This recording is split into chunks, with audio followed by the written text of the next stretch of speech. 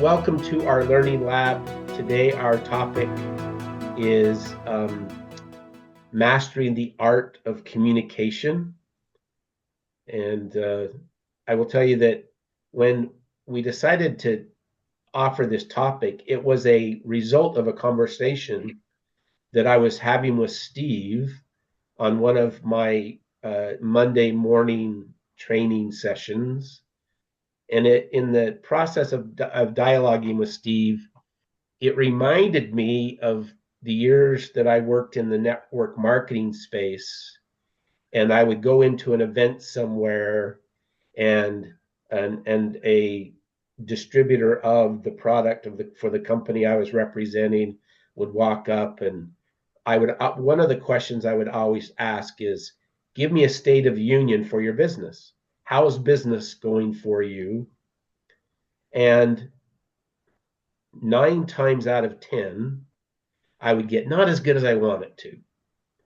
And I would always ask the question, are you open to me asking a couple questions that might identify where your business is falling short? And of course, they're not going to say no. They're probably like, oh, great, this guy's visiting from the US and he's going to tell me in Finland how to run my business. And but the question that I would always ask is, in the last 7 days, how many people have you had conversation with about the products and services that you offer? And 90% of the time, the answer averaged less than one a day. And so my invitation to those individuals that would allow me that conversation, my invitation was, set an intention that this week you're going to have more conversations.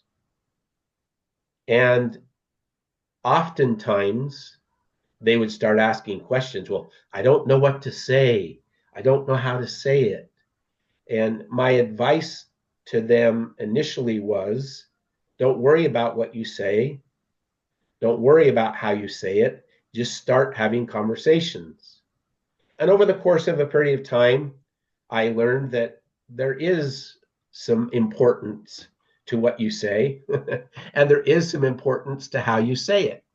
So, but you get there by doing it, right? You get there by having the conversations with no real intention or expectation, I should say, no expectation around what the outcome is going to be. You just have the conversation. And as I have worked with Bill for, gosh, Bill, how's it, 5 years now? 5 years in Yeah, at September. least. It's been a while. It's been a blessing in my life. Thank you so much. And lesser time with Steve. I knew about Steve because Bill had told me, yeah, there's this guy I'm in the profession with. We used to play against each other in high school sports. So Bill and Steve have known each other for a really long time. And I think there's a debate as to whose school is the prominent uh, leader in wins and losses. But There's no debate. There's no debate. it's Emmett High School, right, Bill? You got it. But anyway, I've learned from these gentlemen that there are, I like to call them power questions and power phrases. There are power questions that can be asked that position a conversation in the right place. There are power phrases that can draw out of the person that you're having the conversation with the type of information that help you to understand if they fit into your demographic, the people that you want to work with in your business. So what we're going to do today is we're going to freewheel it a little bit because these gentlemen know more than I would ever profess to know. We're only going to spend 30 minutes or so together because we want to give you nuggets, and we can overload you with content because, gosh, I have conversations with Bill and Steve collectively and individually, and I can't write fast enough to take all the notes that they offer. But I do have a couple of questions that I want to ask, and I'm just going to let Steve and Bill answer them in whatever order that they choose. But I want to start, gentlemen. Again, thank you so much for joining us. I think collectively, these gentlemen have close to 100 years worth of experience. And if you were to add their production together, it's in the nine-figure number somewhere, um, over the years, maybe even 10. But the first question I want to ask is, when you're in a general public setting and you're just looking to start a conversation with someone, is there any intention in that conversation to discover if they might be a candidate for your business? And if so, how do you lead that conversation? Steve, go. I'll let you lead.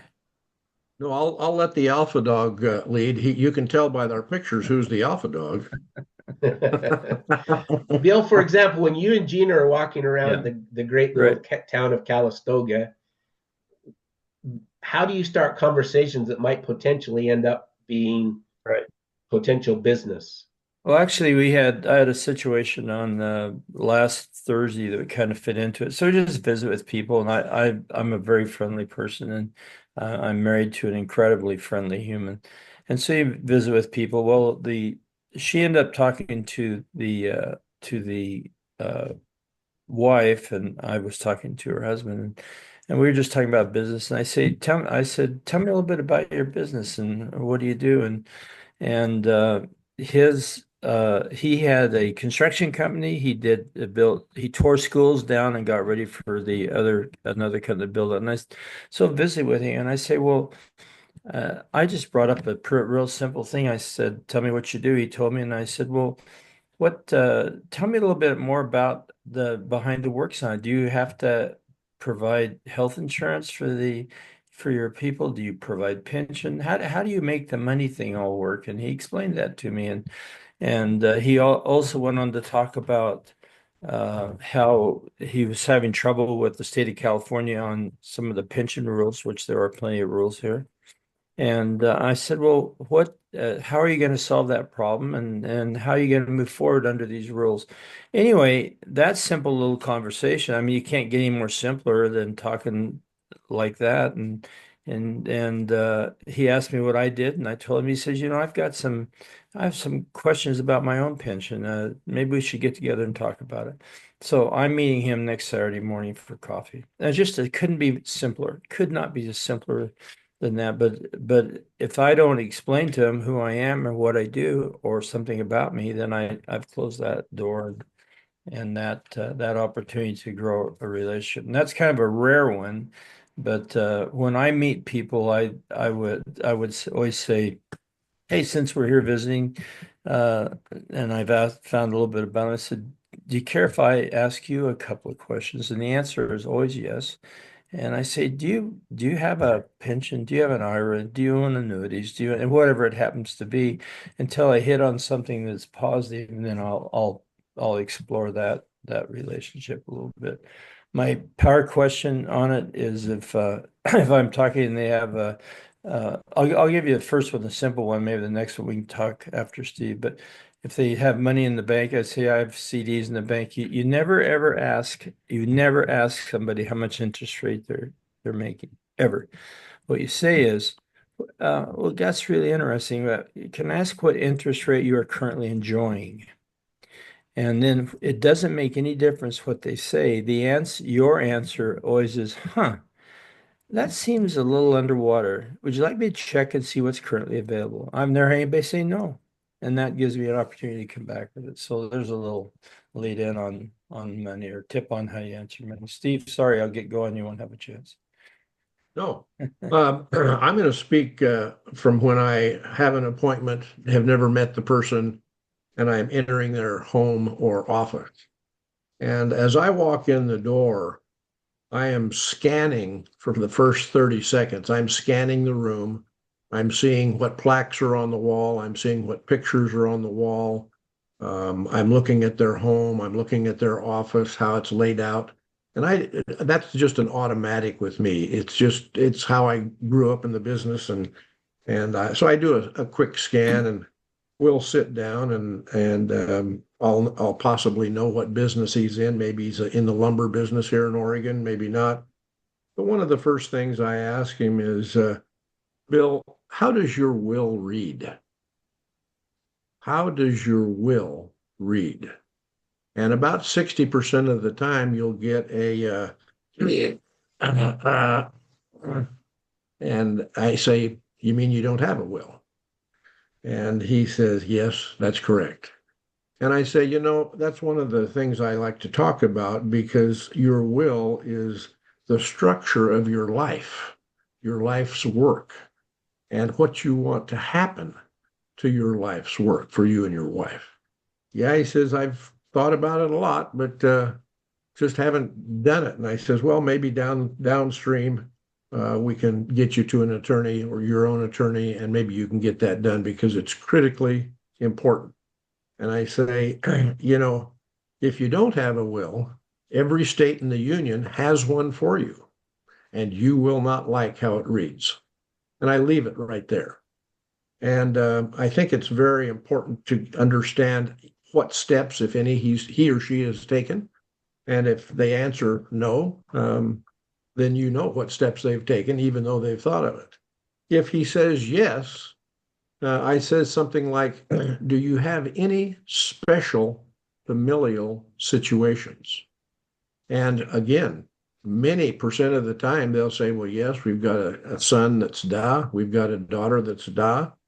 A lot of times they'll say, yes, we have a daughter, she buys too many clothes. Well, we can't treat that in a trust. I'm sorry. But anyway, many, many families have special situations that they have not treated.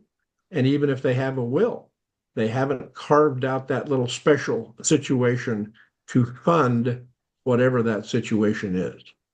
And so I think that leads to a good discussion.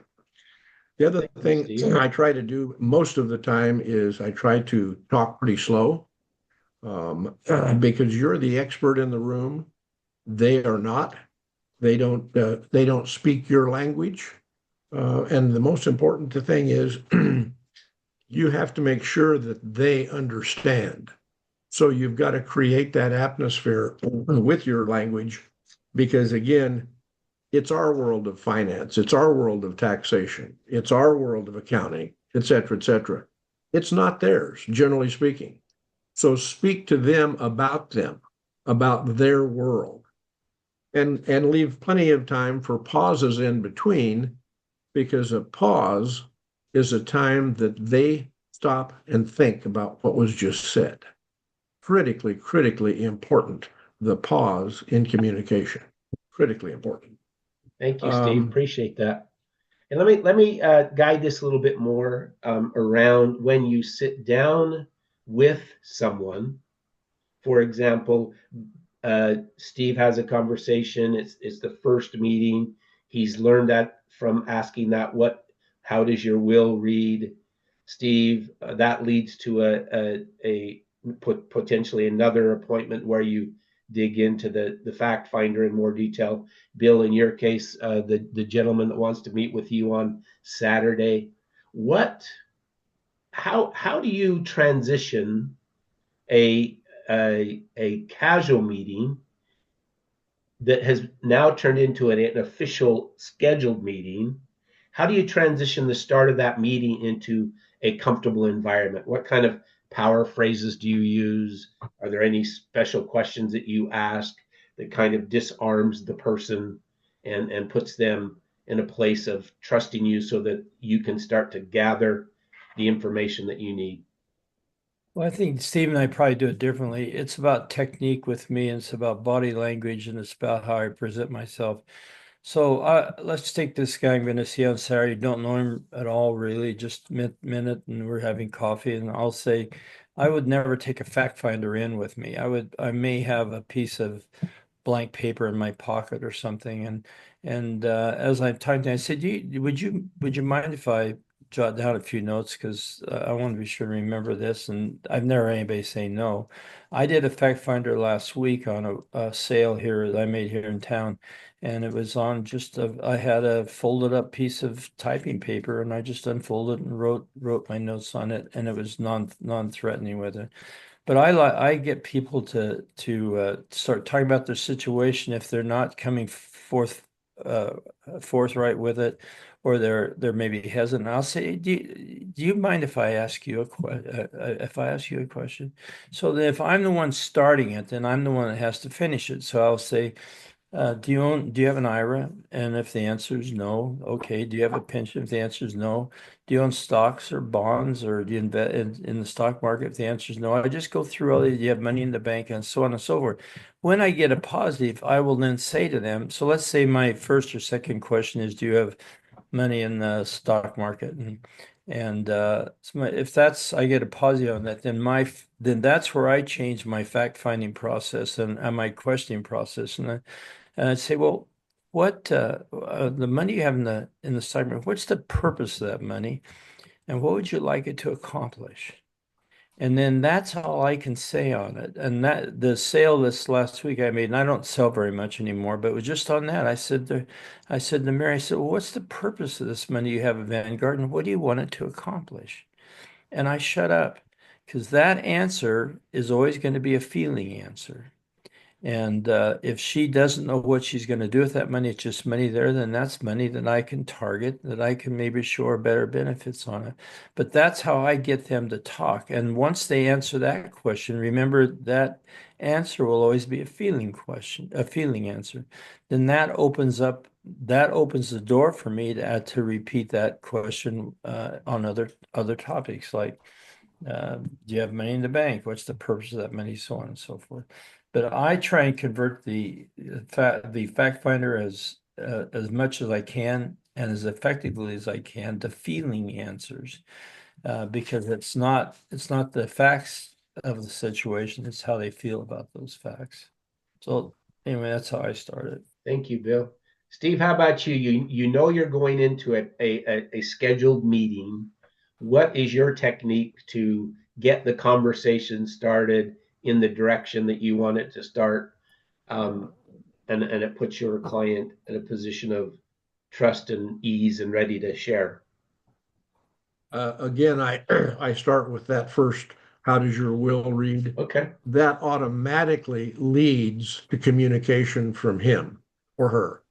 And so, again, you talk to people slowly in terms that they understand, and then take the time to explain to them their answer and your answer, etc. Explain it again, and explain it a third time. You want to make sure that they understand. But mine is more of a natural transition. There's nothing planned because I follow their lead in their conversation. I'm not the leader in the conversation, they are.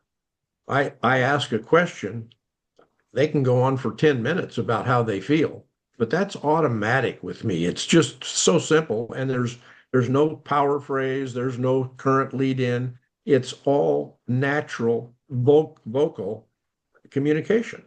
I never take, the other thing is I never take off on a tangent or a story unless it's called for, unless they give me permission to do so.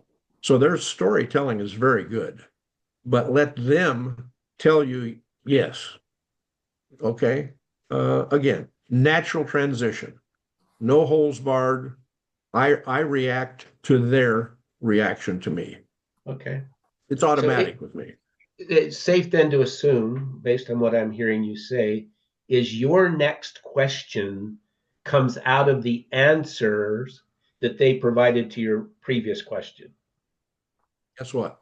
Yeah. Absolutely. Yeah. I want them to lead once I start.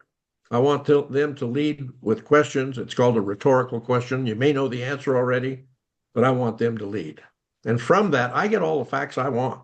Sure. And typically, I don't walk in with a fact finder either, as Bill said, but I will do a fact finder mentally, and it goes into the computer and it stays there.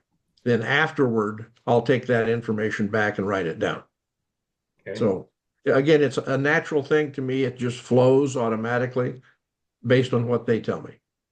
Something See, that I heard and for Steve me, say that I've been taught, Bill, and I'll get back to you, that I've yeah, been yeah. taught forever and a day is speak to be understood, do not speak to be heard, right? And Steve emphasized that when he said, tell tell them once, tell them twice, tell them a third time, right? Or explain it once, explain it twice, explain it a third time.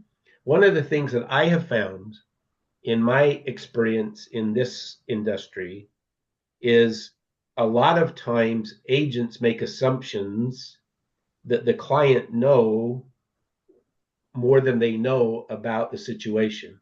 One of the biggest one that drives me crazy is all the acronyms that exist in this industry. When someone says, well, you need a SPIA, I'm like, what in the world is that? Versus explaining it, right? Or FIAs or this or that. So I think, Steve, thank you for pointing out that important piece of making sure that you're understood more than you're being heard. Bill, you're going to make a comment. Well, for me, I learned long ago when I get something out and write notes, the relationship changes, and I don't try and remember it all. I write it down because that allows me then to establish with the prospect that I'm serious about this. And I'm going to keep track of the information, and so writing it down has always been how I've done it. And if you experiment both ways, I think you'll find for everybody on the call, if you get out a form or a piece of paper and jot notes down, the relationship will change right in front of your eyes. I'm not interested in how much money they have, or not interested in their financial situation. What I'm interested in is how they feel about it. Yeah. And that's, to me, that's how the relationship is built and how the sale is made once I understand it. The annuity that I'll probably peddle is not, it's never about the annuity. It's about the benefits that annuity can provide. So, and I Did find y'all that hear out. that? It's not about the product you're selling, it's about the benefits of the product. How Right. many times and how many times do we go into something and it's really impressive that we can talk about all the little details of this product that we're selling, and it sounds wow, amazing. Kevin really knows his stuff and the product, and they're like, what did I just experience? Versus, wow, that I can benefit in these ways because of Yeah. that completely different end of the conversation. I And want it's the same thing, just one quick thing, Kevin. The same thing is with agents. When I talk to agents, call me or new agents or whoever it happens to be, and I'll say, why do you tell me about this? Why do you like this business? And if they start out talking about product, then I know they have been trained as a transactional salesperson to and not a relationship-based salesperson. And Steve and I were both raised by the Northwestern Mutual, which is a relationship selling company. And once you know someone is basing all their job performance and their career on transactional, then you're dealing with somebody that doesn't understand anything about how to build a business. And so you have to go back and show them and teach them how fact finders are done, because that's the basis of relationship selling. And that's where the referrals come from. It's from the fact finder. Great Anyway, point. sorry to bother you. No, it's Can I okay. ask a question, Yeah, Kevin? I absolutely, don't know if you Dr. have an Amanda. agenda Fire to away. follow. I don't want to interrupt unless it works. Fire away. Um, I'm so curious because this is such a different scenario for me because like Bill and Steve, I tend to be very relationship based, but with like kind of quote unquote cold leads coming in because it's coming from ads, and or lead pro. So I don't know the person at all, right? And you've got 20 minutes to have a conversation, and all I know is, let's say in the lead pro scenario, they've downloaded the Save Money Guide. So I would love advice from you guys on what you would say in that scenario to warm someone up really fast to then get them to the next stage, which would be a fact finder, because those cold leads, it's so different than having like a personable conversation when you're out in the world with someone. That's really easy for me. But when I get someone on a cold call, I'm like, this is a whole different situation. And you're on the phone, it's not video based. So what would you guys do or recommend in that Great scenario? question. Steve, why don't you answer that? I do very little cold calls because most of my stuff comes in from lead generation that has some facts about the person already. And if it's a referral, I already have some facts about them also. One of the beginning questions I ask is, look, I'm here to talk about your situation, not mine. And so I listen to the client's agenda after the first or second question. Again, let the client lead the discussion after that initial question. And again, I say, what is the purpose? Bill spoke to it. What is the purpose of your money? What would you like to see happen in a utopian world? How would you describe what you'd like to see? And so they may start that conversation. In fact, they usually do.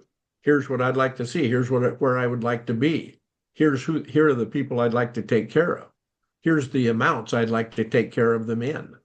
So that whole thing about purpose starts a whole lot of different stories from them. And that's what I want them to concentrate on is their feelings. As Bill said, it's all about feelings. It's all about relationship. Again, Bill and I started about the same time. Bill may have been in the business a year or so before, but we both signed Northwestern Mutual, he in Idaho, me in Oregon.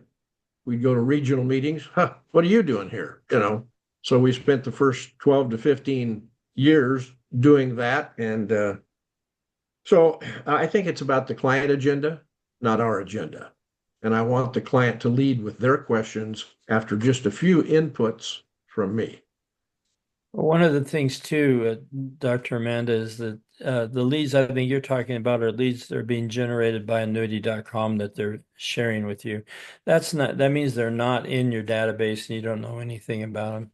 So I don't really work those leads, but I would think what I would do is I would say, I hope you enjoyed the Save Money Guide. There's a lot of information in it. Do you have any specific questions about it?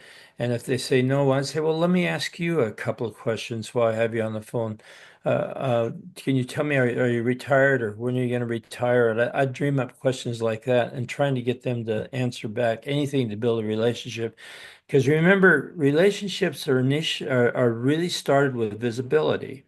And those leads that are coming off annuity.com are no different than leads that come off other services. They haven't decided if you're the one they're going to talk to yet or not. And because they have no visibility with you. And so I would push to try and get in front of somebody at least on a handshake. And there's an old Northwestern Mutual trick that still works today, and it's, hey, would you care if I came by and at least had the opportunity to meet you and shake hands with you? And that silly term always has worked with me, and that's the ability to stop and shake hands. So I don't work that type of lead you're working. I think they're difficult to work, so it's a numbers game really on it. I would do anything to try and get in front of them on a favorable basis. And from that, there's either a sales opportunity or who's your neighbor sort of opportunity. Yeah, it's interesting. I'm really excited to do seminars because of that, just being able to be in front and have that more interactive experience. But it has been interesting because I've been calling a few and they, it is that part where they don't know anything about me. I don't know anything about them. And so really quickly, I'm wanting to build rapport the best that I can. And it's a very different experience than one thing you could do is say, do you care if I just share a little bit of information about myself? And maybe you throw out, I don't know what kind of what your professional doctorate is or something, but maybe there's something along those lines you could, have a different. Yeah. I have the sense it's just gonna be a longer game. I have a podcast and a YouTube channel, so I'm starting to just drip and put them in my system and then hope that at some point they'll feel like they do know me and then they can reach out. So thank you. You nurture. You have to nurture in that way. Yeah. That's how I've done it, how I always did it. And Sorry, Kevin. And that's again, okay. Amanda, Thank you, Dr. Amanda. Appreciate that. Amy, did you have a question?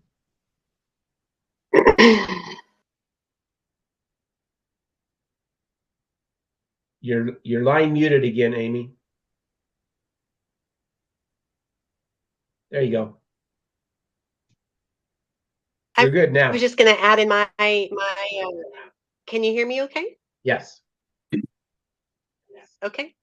I was just going to add my thoughts on experiences to date in working those leads.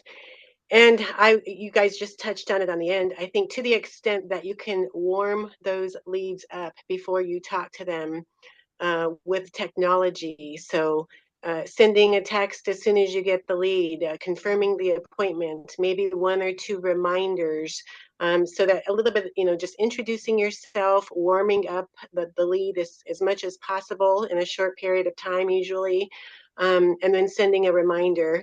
And I've tried a variety of different approaches, but the one that seems to get the most positive immediate response, because you're just beginning the relationship, is just to get to the point of why did they reach out to annuity.com? What brought them to us, and how can we help? And so the sooner you can get to talking about why they came to us, the better. I've tried, other approaches, but just getting to the immediate need seems to work the best for me so far. Thank you, Amy. Appreciate that. One final question. One final question that I want to speak to here really quick is the appointment, right? You've done all the work. You've gone through the fact finder. You've done your case design. You have an idea of the product or products that your client might benefit from, and so you've got that follow-up meeting to deliver these options. Is there any uniqueness about how you interact with your client in that situation that you'd want to share with us briefly, Bill or Steve? Well, as far as I'm concerned, after that first a visual and mental fact finder, I ended up by simply saying, if there's anything that you want to know about me, if you'll just put Steve Kerby in your Google phone, I'll pop up number one on Google. And from that, you can look at my background, what I do, how long I've been in the business, etc. But I always bring that up, and they go, "Oh, you do pop up number one." And Bill built that for me. I mean, Bill was the genius behind all of that stuff. So, because otherwise I wouldn't pop up number one. But that always helps. And when they see that I've been in business 55 years, they also go, "Oh, okay." So, all right. So So for when me, you I build deliver a a bridge. policy, Bill, sorry. go ahead, Bill. Sorry. So I build a bridge, and the fact finder, I'm in the fact finder and I'm going through all the pieces of it. And so I remember the sales made in the fact finder. That's exactly where the commissions, I already am mentally spending the commissions I'm going to make on this. The fact finder, so I bridge the fact finder over with the simple little thing. I say, this all gets a little confusing, doesn't it? And the answer is always yes. Would you like me to do a little written report so you have something to refer back to on your situation? The answer is always yes. And that one-page report that's usually just a one-page a simple overview of their situation backed up with third-party references like Morningstar or whatever they happen to be. And my close is very, very short. I go through the one page, I hand out the third-party influencers, and my close is, well, that's what I would do if I were you. And that's all I ever say, because I know they're going to buy it, because I have built that relationship in that fact finder. And for the close is a common sense decision on it. And that's how important the fact finder is. I mean, that is incredibly important. And that's where the sales are always, always made. So my little bridge is, would you like me to do a little written report for you? There's a paraphrase for you. Would you like me to do a and little to that, report? I love and to that, Go ahead, Steve. And to that, Kevin, I would also add that Bill and I were both trained the same way. The whole case is made in the proper fact finder. And what I do after the first meeting is I do an asset and estate listing. And I can send you a copy of that one I just did the other day. I sent it to Bill, et cetera, et cetera. And the first thing I do on that second appointment or on the phone before the second appointment is this all correct? Did I get all the information down? And so I go through all of their accounts, etc. And on the bottom, I have their income, monthly income, yearly income. So they have for the first time, almost 100% of the time, they have for the first time a real fine look where they are currently. And they really appreciate that. Okay. Thank And you. Steve wrote 1.5 million so far this month, so you should pay attention. Wow. Great month. Congratulations. Amy Smith Beloy says she wants a copy, Steve. If you want to send it to me, I'll make sure Amy gets it. Okay. Yeah. And anybody else that wants to get a copy of that, Steve will send it to me. I'll get it out to you. Just send me an email. The last thing I want to end with in our time is just an opportunity for Bill to take a couple minutes and share any wisdom over his 40 plus years. Steve, any wisdom you have that will I don't want to discount the importance of the relationship, but are there any tips you have that can help to, without damaging the relationship part of this importance, are there any tips you have that can help agents shorten the sales cycle? Well, for me, it's always been about fact finding and how people feel. When I go back for the close, my Steve, I've seen his collection, how he does assets and liabilities and situations. I do the same thing, but I do it in a maybe slightly simpler way, and I review their situation with them. And then my close is the third party. I think third party influencers are really important on this because it isn't me saying it's handing out the information that I supporting the documents that which I've done. I make it very, very low key and very, very casual. And I have I appear to not care whether they do it or don't. Frankly, I really don't care one way or the other because I know they're probably going to do it. So my only tip is the whole world is built around the fact finder. And that brings up how you conduct yourself, how your body language is, how your tonality is, how you make every point that you need to make is done with emphasis or with caring. How you move back and forth in your seat is important. The colors that you wear have always been important to me, and that's how I've done it. And that's from that fact finder is where you're going to feed referrals into that person to gather a position of authority with the referrals so that you can continue on with your next. The last 15 years, I'm not actively selling right now, but the last 15 years of I was a 100% referral based, and it was all based on the fact finder on it. So I don't know if I answered your You question. did, Bill, and I want to follow up on that, and then I want to ask a question that Dr. Amanda asked in the chat.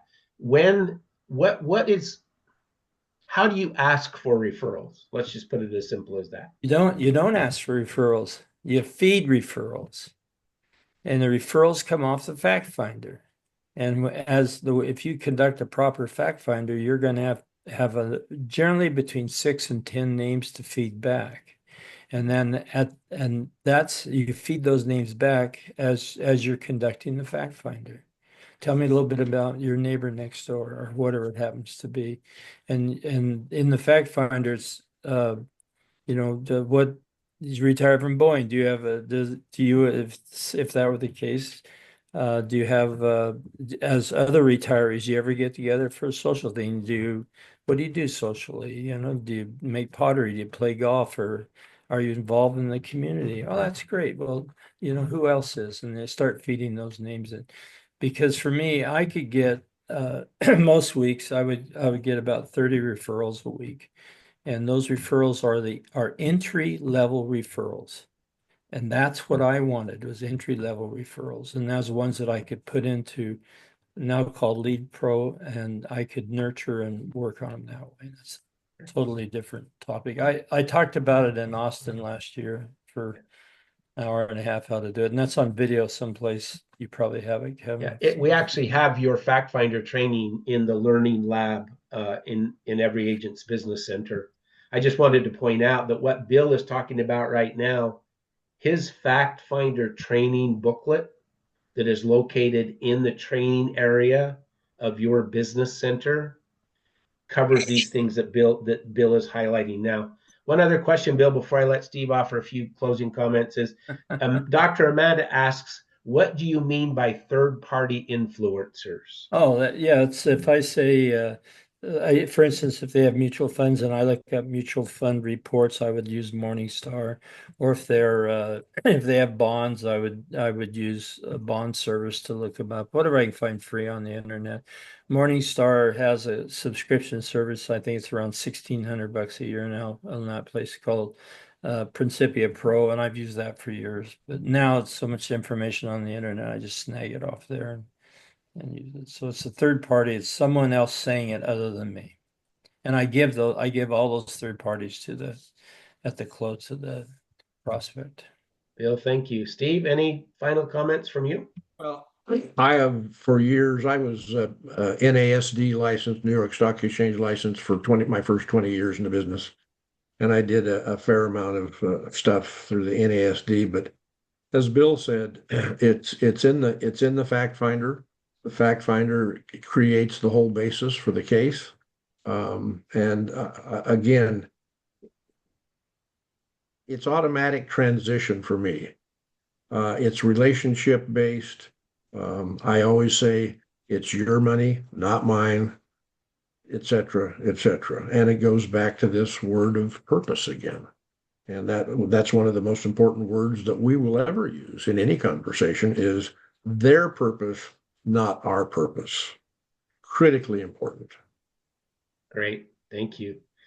We've had 40 minutes of information that I am without hesitation believe that if you will review the notes that you might have taken from this time together, you're going to find your own little nuggets of information that will significantly influence how you work your business moving forward. And the result of that influence, you will be able to measure in your own personal production. So I encourage you to spend some time. I encourage you to look for that Fact Finder training booklet that Bill has written that is available to you in the your business center. It's under the Training Center tab in the navigation that's on the left-hand side of your dashboard. It's very near the bottom of the menu. And review that. There's a video there. You just have to go to the Learning Lab, scroll through the videos. You'll see a Fact Finder training title. You can watch that training, as well as this recording will be posted in the Learning Lab by the end of the week.